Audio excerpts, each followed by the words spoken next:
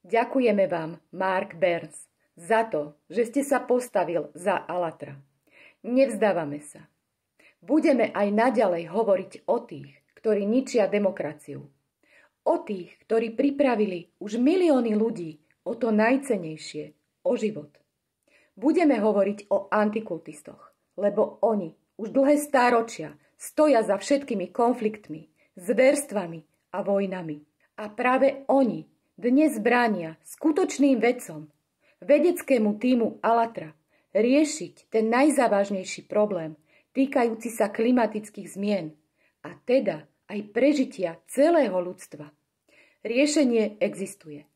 To, čo potrebujeme, je podpora ľudí, ktorí sa neboja nahlas hovoriť pravdu. Ľudí, ako ste vy. Ľudí, ktorí hája pravdu a chcú zachovať život na našej planete pre nás a pre budúce pokolenia. Mark, ďakujem vám za vaše posolstvo.